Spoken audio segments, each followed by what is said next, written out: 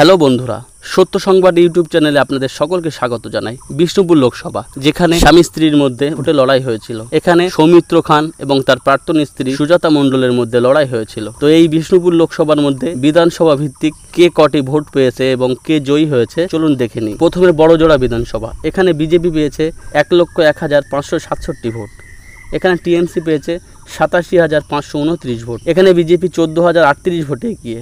এরপর ওন্দা বিধানসভা, এখানে বিজেপি পেয়েছে 1,04,894টি ভোট। টিএমসি পেয়েছে 98,954টি ভোট। এখানে বিজেপি 5,940 ভোটে এগিয়ে। এরপর বিষ্ণুপুর বিধানসভা, এখানে বিজেপি পেয়েছে 94,725টি ভোট। এখানে টিএমসি পেয়েছে 79,683টি ভোট। এখানে বিজেপি 15,042 ভোটে এগিয়ে। এরপর কোতলপুর বিধানসভা, এখানে বিজেপি পেয়েছে 1,04,935টি ভোট।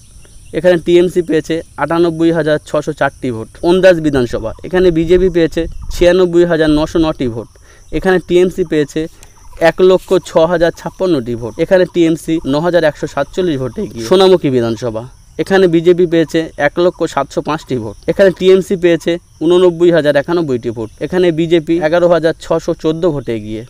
খণ্ডঘোষ, এখানে বিজেপি পেয়েছে 73,585টি ভোট। এখানে টিএমসি পেয়েছে 1,11,231টি ভোট। এখানে টিএমসি 37,646 ভোটে। পোস্টাল ভোটে বিজেপি পেয়েছে 2810টি ভোট। পোস্টাল ভোটে টিএমসি পেয়েছে 3415টি ভোট।